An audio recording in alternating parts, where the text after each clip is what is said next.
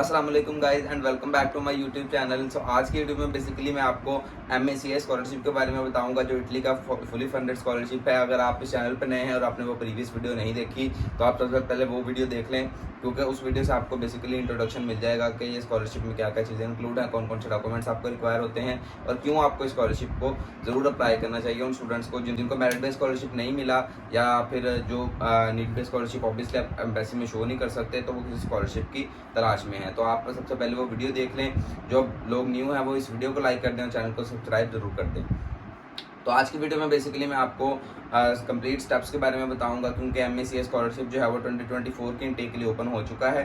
16 जून जो है वो इसकी डेडलाइन है, तो 16 जून से पहले आप अप्लाई कर सकते हैं। तो आज की वीडियो में बेसिकली आपको मैं फुल डिटेल के साथ बताऊंगा कि किस तरीके के साथ आपने अप्लाई करना है, पोर्टल के ऊपर लेके जाऊँगा और आपको स्टेप बाय स्टेप इस स्कॉलरशिप में अप्लाई करने का तरीका बताऊँगा। उसके अलावा कुछ टिप्स भी आपको दूंगा मोटिवेशन लेटर लिखने के बारे में, क्योंकि अप्लाई करने के लिए मोटिवेशन लेटर सबसे मेन चीज़ होती है। मोटिवेशन लेटर की बेस पे ही एम्बेसी फिर आपको कॉल करके इंटरव्यू के लिए बुलाती है और आपको सिलेक्ट करती है। तो आज की वीडियो में मैं आपको मोटिवेशन लेटर के बारे में भी बताऊंगा, क्योंकि मैंने लास्ट ईयर इस स्कॉलरशिप में अप्लाई किया था और मैं स्कॉलरशिप में सिलेक्ट भी हो गया था। तो अब मैं आपको लेके चलता हूँ लैपटॉप की स्क्रीन के ऊपर और आपको वहाँ पे कंप्लीट स्टेप बाय स्टेप हर एक चीज़ दिखाता हूँ। तो ये बेसिकली लैपटॉप की स्क्रीन है। इसके ऊपर ये स्टडी इन इटली पोर्टल मैंने ओपन किया हुआ है। इसका लिंक आपको डिस्क्रिप्शन में मिल जाएगा। आपने इस पोर्टल को लिंक को क्लिक करेंगे तो आप डायरेक्ट इस पोर्टल के ऊपर पहुंच जाएंगे। तो यहाँ पे आप देख सकते हैं डिफरेंट ऑप्शंस दिए हुए हैं। स्टडी इन इटली जो ऑफिशियल उनकी वेबसाइट है मिनिस्ट्री की, तो यहाँ पे डिफरेंट इन्फॉर्मेशन आपको मिल सकती है। बेसिकली आप ग्रांट्स में जाएंगे, ग्रांट्स को क्लिक करके कॉल ऑफ एप्लीकेशन के ऊपर जब आप क्लिक करेंगे तो आपके सामने जो इस साल का 2024 का स्कॉलरशिप है जो ओपन हो गया है उसकी डिटेल्स आपको मिल जाएंगी। यहाँ पे जैसे कि आपको लिखा हुआ grants awarded by Italian government और एक्सपायरी डेट बताई हुई है 14 जून, यानी कि 14 जून डेडलाइन है इस स्कॉलरशिप में अप्लाई करने के लिए। तो यहाँ पे बेसिकली हम कॉल ऑफ एप्लीकेशन के ऊपर क्लिक करेंगे तो हमारे सामने एक PDF फाइल खुल जाएगी जिसके अंदर कंप्लीट डिटेल्ड इन्फॉर्मेशन लिखी हुई है। यहाँ पे आप देख सकते हैं ministry of foreign affairs and international cooperation जो ये स्कॉलरशिप है इटली गवर्नमेंट ऑफर करती है। डेडलाइन उन्होंने बताई हुई है कि 14 जून 2024 डेडलाइन है इस स्कॉलरशिप में अप्लाई करने के लिए। यहाँ पे बेसिकली उसका ऑब्जेक्टिव लिखा हुआ है कि ये किन किन स्टूडेंट्स के लिए है और क्यों है, तो आप इसको पढ़ सकते हैं। नीचे आ जाते हैं थोड़ा सा, तो यहाँ पे बेसिकली उन्होंने ये बताया हुआ है कि ये सिर्फ उन स्टूडेंट्स को अप्लाई होगा जो इटली में आके, इटली की यानी कि टेरिटरी में आके अपनी स्टडी स्टार्ट करेंगे। ऑनलाइन जो कोर्सेज हैं उसके ऊपर ये एप्लीकेबल नहीं होगा। लिस्ट ऑफ एलिजिबल कंट्रीज़ भी आप यहाँ से देख सकते हैं। उसके अलावा नेक्स्ट अगर आप नीचे आएंगे तो यहाँ पे मास्टर्स डिग्री के जो स्टूडेंट्स जो अप्लाई करेंगे मास्टर्स में जाने के लिए, यहाँ पे उनके बारे में कुछ इंस्ट्रक्शंस लिखी हुई हैं कि आप मतलब कि क्या क्या आपके पास डिग्रीज होनी चाहिए या आपके पास क्या क्वालिफिकेशन होनी चाहिए जिसके बेस पे आप अप्लाई कर सकते हैं। यहाँ पे फिर जो दूसरे स्टूडेंट्स हैं आर्ट्स म्यूज़िक साइंसेस के, उनका भी लिखा हुआ है। PhD में जो स्टूडेंट्स अप्लाई करेंगे PhD वालों के भी बारे में यहाँ पे इन्फॉर्मेशन लिखी हुई है। कुछ स्टूडेंट्स ऐसे भी होंगे जो इटालियन लैंग्वेज कोर्सेज में जाएंगे तो उनके बारे में भी यहाँ पे इन्फॉर्मेशन लिखी हुई है। एलिजिबिलिटी की अगर आप बात करते हैं तो एलिजिबिलिटी क्राइटेरिया में उन्होंने बताया हुआ कि आपने 14 जून से पहले अप्लाई करना है। अगर आप 14 जून के बाद अप्लाई करेंगे तो आपकी एप्लीकेशन जो है वो एक्सेप्टेबल नहीं होगी। उसके अलावा एकेडमिक क्वालिफिकेशंस का यहाँ पे सेक्शन दिया हुआ है। एज रिक्वायरमेंट बेसिकली आपने अगर चेक कर लेनी है, जो मास्टर्स में स्टूडेंट जा रहे हैं उनकी 28 ईयर्स से कम होनी चाहिए। PhD के लिए जो स्टूडेंट्स जा रहे हैं उनकी 30 ईयर्स यानी कि 30 साल से कम होनी चाहिए। और जो एकेडमिक सुपरविजन में रिसर्च प्रोजेक्ट्स के लिए जा रहे हैं उनकी 40 ईयर्स तक एज रिलैक्सेशन उनको है। अगर आप लैंग्वेज प्रोफिशिएंसी की बात करते हैं तो इटालियन टॉट कोर्सेज में आपको B2 इटालियन लैंग्वेज का जो सर्टिफिकेट है वो प्रोवाइड करना पड़ेगा। अगर आप इंग्लिश टॉट कोर्सेज की बात करते हैं तो उसमें आपको B2 लेवल का जो कोर्स है सर्टिफिकेट है वो इंग्लिश लैंग्वेज का प्रोवाइड करना पड़ेगा। यहाँ पे उन्होंने क्लियर कट लिखा हुआ है कि ऐसे स्टूडेंट्स जिनके पास बैचलर्स की डिग्री है इंग्लिश टॉट, तो वो अगर अपना इंग्लिश प्रोफिशिएंसी लेटर सबमिट करवाते हैं तो वो उनको कोई और सर्टिफिकेट जमा करवाने की ज़रूरत नहीं रहती, तो वो फिर उसकी बेस पे ही अप्लाई कर सकते हैं।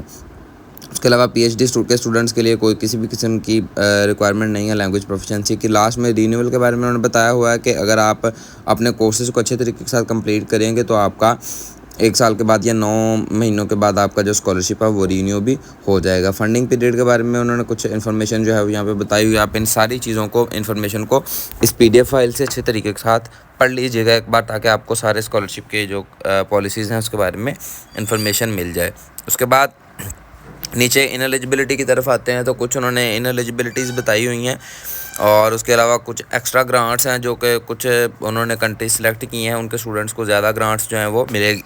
उसके अलावा यहाँ पे नेक्स्ट में अगर आप आते हैं तो सबमिशन ऑफ एप्लीकेशन के बारे में बताया है कि वो स्टडी इन इटली जो पोर्टल है इसका, इस पोर्टल के ऊपर आप अपनी एप्लीकेशन को सबमिट करवाएंगे। मैं आपको नेक्स्ट आगे स्टेप भी बताता हूँ। उसके बाद फिर दोबारा उन्होंने ये बात कही हुई है कि आप कोशिश करें कि आप जल्दी से जल्दी अप्लाई कर दें, क्योंकि लास्ट में फिर यह है कि ज़्यादा कंपटीशन या ज़्यादा लोगों के होने की वजह से पोर्टल जो है वो स्टक भी हो सकता है। तो इसलिए लास्ट डेज़ का वेट ना करें, आप जल्दी से जल्दी अपने एप्लीकेशन जो है वो सबमिट करवा दें, क्योंकि कुछ लिमिटेड स्लॉट्स होती हैं, कुछ लिमिटेड ही इसकी सीट्स होती हैं यार कंट्री वाइज। तो इसलिए आप जल्दी से जल्दी अपने डॉक्यूमेंट सबमिट करवा सकते हैं। उसके बाद नेक्स्ट लास्ट पे भी कुछ और पॉलिसीज़ उन्होंने लिखी हुई हैं। तो अब आपको मैं तरीका बताता हूँ। एलिजिबल कंट्रीज़ पर सबसे पहले देख सकते हैं। तो एलिजिबल कंट्रीज़ की अगर आप फाइल के ऊपर क्लिक करते हैं तो यहाँ पे आपको कंट्रीज़ जो एलिजिबल हैं वो आ जाएंगे। Afghanistan, Albania, Algeria, different countries का यहाँ पे बताया हुआ है। एशिया रीजन की तकरीबन सभी कंट्रीज़ इसमें इंक्लूडेड हैं। बांग्लादेश, इंडिया, पाकिस्तान वगैरह यहाँ पे देख सकते हैं। आपके इंडिया का नाम भी यहाँ पे इंक्लूडेड है। नीचे अगर आप आ जाएंगे फर्दर स्क्रॉल डाउन करेंगे तो पी वाले सेक्शन में पाकिस्तान का नाम भी यहाँ पे इंक्लूड है। तो स्टूडेंट्स पाकिस्तान से जो है उनको ज़रूर इसमें अप्लाई करना चाहिए, बहुत अच्छा ऑप्शन है आपके पास। अब आपको बताता हूँ तरीका कि आपने कैसे अप्लाई करना है। तो सबसे पहले आपने यहाँ पे रजिस्टर वाला जो बटन होगा उसके ऊपर आप क्लिक करेंगे, क्योंकि ऑब्वियसली आपके पास आईडी नहीं होगी। ऐसे स्टूडेंट जिनके पास लॉगिन होगा तो वो लॉगिन पे क्लिक कर लेंगे, लेकिन ऐसे स्टूडेंट जिनके पास आईडी नहीं है वो पहले इसको रजिस्टर करेंगे। तो ये बेसिकली स्टडी इन इटली का जो पोर्टल है उसका उन्होंने डायरेक्ट लिंक दिया हुआ है। तो यहाँ अब अगर आप यहाँ पे रजिस्टर वाले पोर्टल के ऊपर क्लिक करेंगे, रजिस्टर के ऊपर क्लिक करेंगे तो आपको वो रजिस्ट्रेशन वाले पेज के ऊपर ले जाएगा। ये रजिस्ट्रेशन वाला पेज ओपन हो गया। इसमें बेसिकली फ़र्स्ट पेज पे आपने पर्सनल डेटा अपना यहाँ पे लिखना है। नेम, सर नेम वगैरह आपने अपना लिखना है। यहाँ नेम वाले सेक्शन में फॉर एग्जांपल चलिए मैं आपको इसको एक एग्जाम्पलरी फिल करके बताता हूँ। मोहम्मद, यहाँ पे सर नेम मैं अहमद लिखता हूँ। आगे आपने अपनी डेट ऑफ बर्थ लिखनी है। कोई भी डेट ऑफ बर्थ मैं यहाँ पे चूज़ कर लेता हूँ। आपने अपनी डेट ऑफ बर्थ जो है वो ध्यान से एहतियात के साथ ही फिल करनी है डिटेल्स अपनी। जेंडर की अगर आप बात करते हैं तो मेल फीमेल में मेल सेलेक्ट करते हैं। टेलीफोन आपने +92 के साथ स्टार्ट कर लेना है। कोई भी यहाँ पे मैं अपना एक एग्जाम्पलरी नंबर पुट कर लेता हूँ लास्ट में। उसके बाद सिटीजनशिप में अगर आप बात करते हैं तो जिस कंट्री से आप हैं, पाकिस्तान से मैं यहाँ पे पाकिस्तान को क्लिक करूँगा।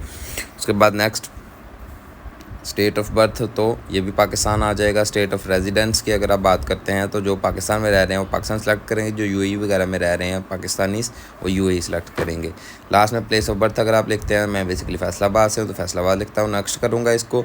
तो नेक्स्ट पे फिर वो मुझे से आइडेंटिफिकेशन डॉक्यूमेंट्स मांगेगा। तो यहाँ पे 2 ऑप्शन होंगे आपके पास, या आप अपने पासपोर्ट को चूज़ कर सकते हैं या आईडी कार्ड को चूज़ कर सकते हैं। तो बेसिकली मैं चले एग्जांपल के तौर पर यहाँ पे पासपोर्ट को चूज़ कर लेता हूँ। यहाँ पे कोई भी डॉक्यूमेंट नंबर जो है वो पुट कर लेते हैं। डॉक्यूमेंट नंबर अपना पासपोर्ट का आप यहाँ पे नंबर लिखेंगे। उसके बाद आप यहाँ पे इशूड बाय लिखेंगे गवर्नमेंट ऑफ पाकिस्तान।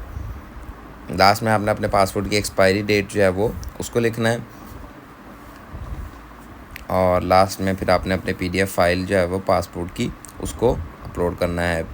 पासपोर्ट की PDF फाइल जब आप यहाँ पे अपलोड कर देंगे तो उसके बाद आपने नेक्स्ट वाले सेक्शन के ऊपर जाना है। जब आप नेक्स्ट वाले सेक्शन के ऊपर क्लिक करेंगे तो लास्ट में वो आपको आखिरी पेज के ऊपर लिख जाएगा, जिसमें आपने अपना यूज़र नेम बेसिकली आपने लिखना है। मैं इसको एग्जांपल के तौर पर लिख लेता हूँ अहमद 890। आगे कोई नंबर लिख लीजिएगा, क्योंकि हो सकता है ऑलरेडी उस नाम से या आपके नाम से अकाउंट जो है वो क्रिएट हो। यहाँ पे जीमेल अपने अपनी ईमेल प्रोवाइड करनी है, वर्किंग ईमेल, और इस ईमेल को आपने बाद में ध्यान भी रखना है क्योंकि आपको एम्बेसी इसी ईमेल पे कांटेक्ट करेगी। यहाँ पे हम कंफर्म ईमेल करते हैं, पासवर्ड चूज़ करते हैं। तो इसके बाद पासवर्ड को कंफर्म करेंगे तो लास्ट पे फिर ये जो चेक वाला ऑप्शन है, इस बॉक्स को जब आप क्लिक करेंगे या चेक करेंगे तो लास्ट पे फिर हम रजिस्टर के बटन के ऊपर क्लिक कर देंगे। रजिस्टर के ऊपर जब क्लिक करेंगे तो वो हमें पॉपअप दिखाएगा, ये शो करेगा कि आपका अकाउंट जो है वो सक्सेसफुली क्रिएट हो जाएगा और साथ ही आपको ईमेल भी आ जाएगी। मैं आपको दिखा देता हूँ यहाँ पे मेल के ऊपर। अगर मेल को ओपन करते हैं तो ये मेल हमें आ गई है कंफर्मेशन की कि हमारा अकाउंट जो है वो क्रिएट हो गया है। अब हम उसमें लॉगिन करके अप्लाई कर सकते हैं। तो दोबारा इसको लॉगिन करने की कोशिश करते हैं। तो लॉगिन ये देख सकते हैं कि आपका यूज़र नेम और पासवर्ड यहाँ पे शो होने लग गया है। लॉगिन के ऊपर अगर मैं क्लिक करूँगा तो वो मेरे से OTP मांगेगा, 1 टाइम पासवर्ड।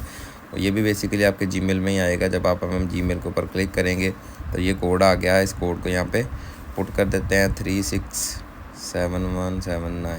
इसको नेक्स्ट करेंगे तो अब ये मेरा पोर्टल बेसिकली लॉगिन हो गया है। उसके बाद कॉल ऑफ एप्लीकेशन ग्रांट्स और यहाँ पे आपने ऊपर जो है माई एप्लीकेशन जहाँ पे लिखा हुआ आ रहा है उसको क्लिक करना है। माई एप्लीकेशन को जब आप क्लिक करेंगे तो वो आगे नीचे आपको ऑप्शन देगा क्रिएट योर एप्लीकेशन। आप इसको जब स्टार्ट करेंगे तो आपका जो डेटा है वो ऑलरेडी जो आपने पहले लिखा था वो फिर फुलफ़िल होकर आपके सामने आ जाएगा। फर्स्ट पेज पे आपको कुछ भी लिखने की ज़रूरत नहीं होती, आपकी सारी चीज़ें ऑलरेडी फिल होती हैं। इसको आप नेक्स्ट करेंगे तो नेक्स्ट पर आपने अपने कोर्स के हवाले से इन्फॉर्मेशन लिखनी है, जिस कोर्स में आप इटली में पढ़ने जा रहे हैं। फॉर एग्ज़ाम्पल मैं यहाँ पे चूज़ कर लेता हूँ कि जी मैं मास्टर्स में जा रहा हूँ, और यूनिवर्सिटी में कोई भी एग्ज़ाम्पल यूनिवर्सिटी ऑफ मसीना की मैं फॉर एग्ज़ाम्पल यहाँ पे पुट कर देता हूँ। आपने अपनी यूनिवर्सिटी होगी उसका लिखना है जिसमें आपका एडमिशन हुआ है। कोर्स नेम फॉर एग्ज़ाम्पल या मैं यहाँ पे इलेक्ट्रिकल इंजीनियरिंग लिख देता हूँ। आप अपना कोर्स नेम जो यूनिवर्सिटी की वेबसाइट से अच्छे तरीके से देख के तो वही पुट करना है। सिटी मसीना चूज़ कर लेते हैं इसको। अगर आपने ज़्यादा कोर्सेज में अप्लाई किया तो आप ज़्यादा कोर्सेज भी चूज़ कर सकते हैं। इंग्लिश लैंग्वेज में मेरा कोर्स है तो मैं इसको ओके करूँगा। नेक्स्ट आगे वो मुझसे डॉक्यूमेंट्स मांगेगा। डॉक्यूमेंट्स में CV बेसिकली आपने अपलोड करनी है। क्वालिफाइंग टाइटल फॉर एक्सेस, यहाँ पे आप अपने प्री इनरोलमेंट समरी अगर आपके पास वो है तो वो आपने अपलोड करनी है। अगर प्री इनरोलमेंट समरी नहीं है तो आपने अपना ऑफ़र लेटर जो वो अपलोड कर देना है। उसके बाद certification, language, transcript of record, motivation letter, या अगर कोई एडिशनल आपके पास डॉक्यूमेंट्स है जो आपको लगता है कि आपको कोई अवार्ड वगैरह मिला हुआ है तो आप उसको भी अपलोड कर सकते हैं। दोनों बॉक्सेस को फिर आपने टिक कर रखे इन पे नेक्स्ट वाले ऑप्शन पर जाएंगे तो लास्ट में आपकी एप्लीकेशन सबमिट हो जाएगी। तो इस तरीके के साथ आपने बेसिकली MECA स्कॉलरशिप के ऊपर अप्लाई करना है। तो ये बेसिकली था एप्लीकेशन प्रोसेस इस स्कॉलरशिप में अप्लाई करने का। अब वीडियो काफ़ी लंबी हो गई है तो मैं मोटिवेशन लेटर के बारे में और इंटरव्यू के बारे में एक अलग वीडियो बना दूंगा। अपना एक्सपीरियंस बताऊंगा कि कौन कौन से क्वेश्चन जो एम्बेसी में आपसे पूछते हैं और आपने मोटिवेशन लेटर जो है वो अपना किस तरीके के साथ लिखना है। तो अब रेगुलरली मैं वीडियोज़ अपलोड कर रहा हूँ चैनल पे। पहले कुछ ब्रेक आई थी तो इसलिए आप सबसे रिक्वेस्ट है कि आप चैनल को सब्सक्राइब ज़रूर करें और वीडियो को लाइक ज़रूर कर दें, वीडियो को शेयर करें। मैं मिलता हूँ आपसे अगली वीडियो।